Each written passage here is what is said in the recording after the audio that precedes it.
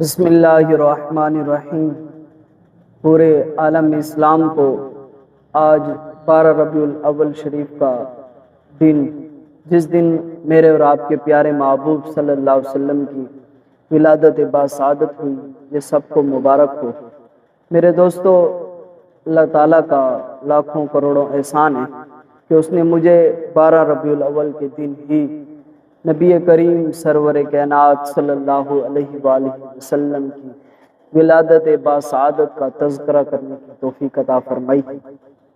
میرے دوستو، جب میرے اور آپ کے پیارے محبوب صلی اللہ علیہ وآلہ وسلم سے پوچھا گیا کہ یا رسول اللہ صلی اللہ علیہ وسلم، اپنی ذات کے حوالے سے پوچھا گیا تو میرے کریم محبوب صلی اللہ علیہ وآلہ وسلم نے فرمایا دعوت ابراہیم، فرمایا کہ میں حضرت ابراہیم علیہ السلام کی دعا بن کے اس کائنات کے اندر تشریف لایا ہوں۔ وہ کیسے؟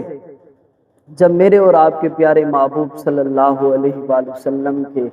جد امجد حضرت ابراہیم علیہ السلام اور حضرت اسماعیل علیہ السلام نے خانہ کعبہ شریف کی جب تعمیر فرمائی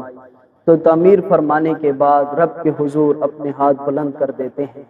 اور عرض گزار ہوتے ہیں، ربنا وجعلنا مسلمین لک ومن ذریتنا امتا مسلمتا لک۔ وہ رسول کریم سرور کائنات صلی اللہ علیہ وسلم کی آمد کا تذکرہ فرماتے ہیں، رب کریم کی بارگاہ میں عرض کرتے ہیں کہ اے مالک و مولا، ہم نے یہ جو تیرا گھر کو تعمیر فرمایا ہے، اب اس کی ہم کوئی اجرت طلب نہیں کرتے تجھ سے، فقط اتنی بات ہے کہ وہ شانوں والا رسول، وہ عظمتوں والا رسول اب ہم ہی میں سے بھیج دیجیے۔ تو میرے اور آپ کے پیارے محبوب صلی اللہ علیہ وسلم جب تشریف لائے تو فرمایا میں دعائے ابراہیم بن کے اس کائنات کے اندر تشریف لایا۔ اللہ میرے کریم محبوب صلی اللہ علیہ وسلم نے دوسری بات اپنی ذات کے حوالے سے بیان فرمائی، فرمایا کہ لوگو، میں وہی بشارت حضرت عیسیٰ علیہ السلام بن کے تشریف لایا ہوں۔ یہاں پر ایک بات میں مزید بھی کوٹ کرتا چلوں، اللہ تبارک و تعالی جل جلالہ کے جتنے بھی انبیاء علیہ السلام اس روح کائنات کے اوپر تشریف لاتے رہے، ان تمام انبیاء علیہ السلام کے جو ذمہ کرم میں تھا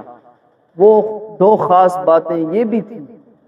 کہ وہ پہلی بات رب العالمین کی توحید کا پرچار کرتے تھے۔ وہ لوگوں کو یہ کہا کرتے تھے، اے لوگو،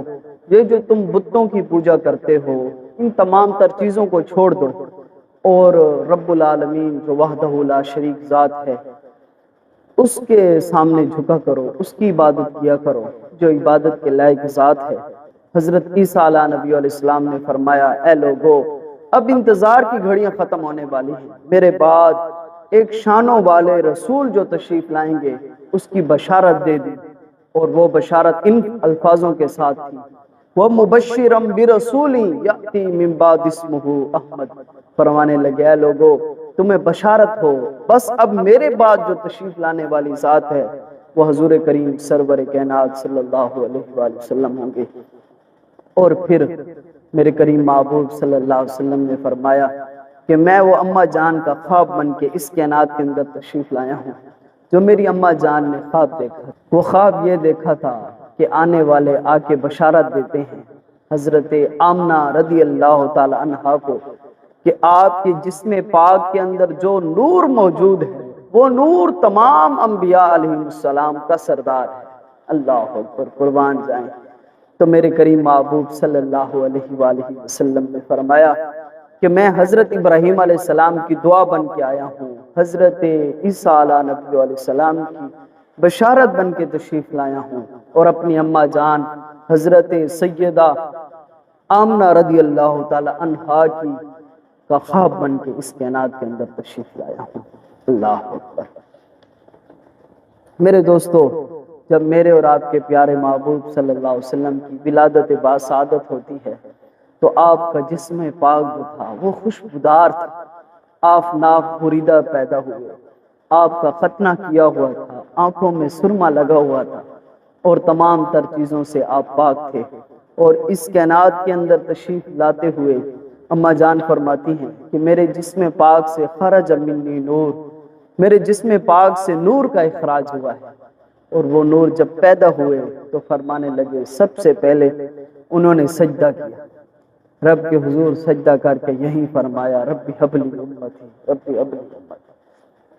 قربان جائیں رسول کریم سرور کائنات صلی اللہ علیہ وسلم پر، سب سے پہلے پیدا ہوئے تو سب سے پہلے بھی امت کو یاد کیا۔